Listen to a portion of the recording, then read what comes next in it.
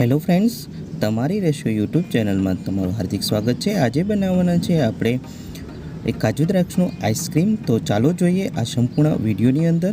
તો 500 ml દૂધ છે, આપણે કાજુ લીધા છે બીજા જે જરૂરી મુજબ છે। સાથે જો તમે બદામ એડ કરવા માંગતા હોય તો એડ કરી શકો છો, અવેજીમાં છે બરાબર। અને દ્રાક્ષ છે આપણે ફરજિયાત છે, કારણ કે કાજુ દ્રાક્ષમાં તો દ્રાક્ષ તો હોવી જોઈએ।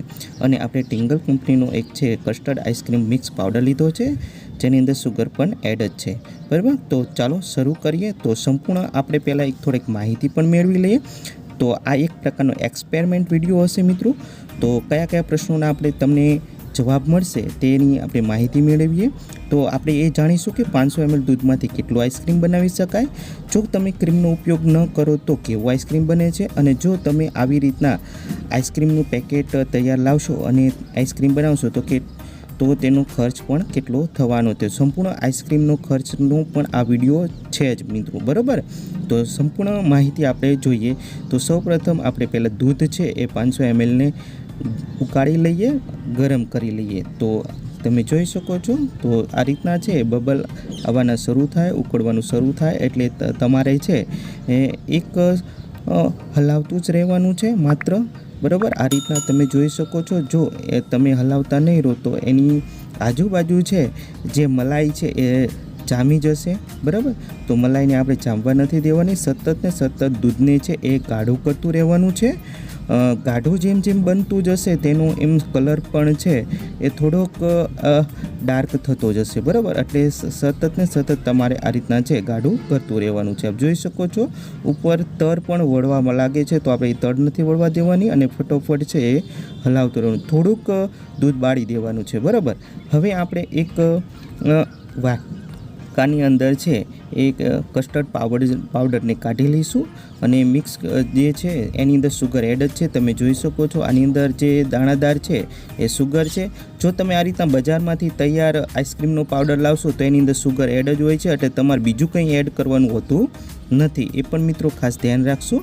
એટલે આપણે જો તૈયાર જ લીધો છે, આપણે ઘરે પણ બનાવી શકીએ છીએ, પણ હું તમને તૈયાર જો તમે આઈસ્ક્રીમનો પાવડર બજારેથી લાવો તો કઈ ભૂલો ન થાય અને અથવા કઈ ભૂલો થઈ શકે છે તેની પણ માહિતી આ વિડીયોમાં આપવાનો છો। એટલે જો આ રીતના છે, હવે દૂધ છે એકદમ ઠંડુ થઈ ગયું છે, તો આપણે ઠંડુ કરી લેવાનું છે પહેલાં, અને પછી છે તમે આ પાવડર છે તેની અંદર એડ કરી નાખજો। બહુ ઉકળતું જો દૂધ હશે તો તમે છે તો એને ઓગાળીને તમારે એડ કરવાનો છે, આ ખાસ ધ્યાન રાખવાનું છે। અને ઠંડુ દૂધ હશે તો અને તમે એની અંદર ડાયરેક્ટ પણ એડ કરી શકો છો બરાબર।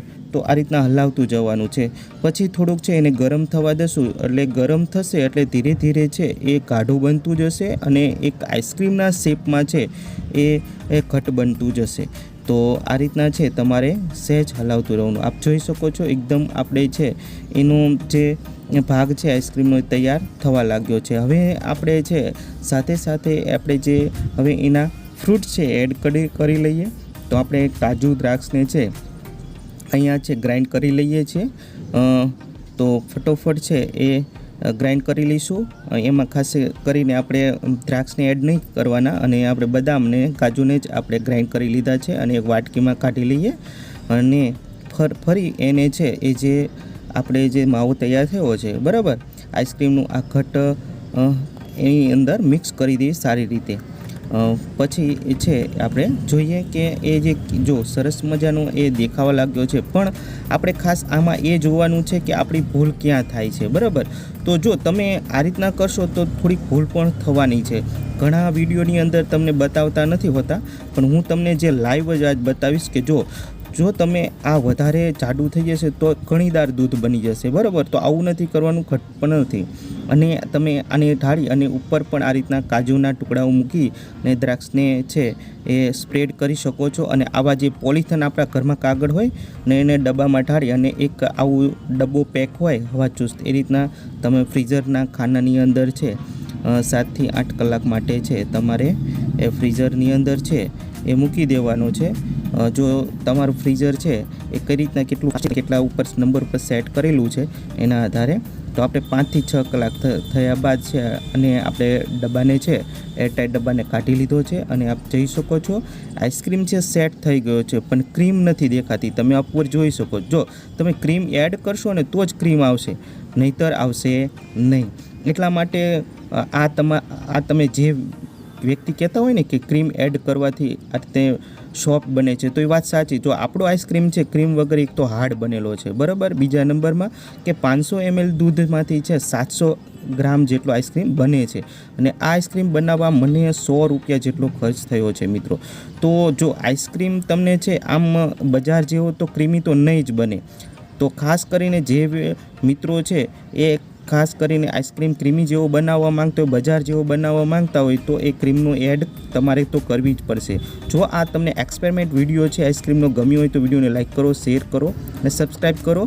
અને રિલેટેડ વિડીયો છે તમે અહીંયા ભેળનો અને બીજા અન્ય વિડીયો તમે અહીંયા જોઈ શકો છો અમારી યુટ્યુબ ચેનલ ઉપર. અને ખાસ કરીને ચેનલને પણ સબસ્ક્રાઈબ કરી નાખજો, જેથી કરીને આવા વિડીયો તમને સતત ને સતત મળતા રહે અને એક્સપેરિમેન્ટ સાથે પણ મળતા રહેશે. તો ફરી મળીશું.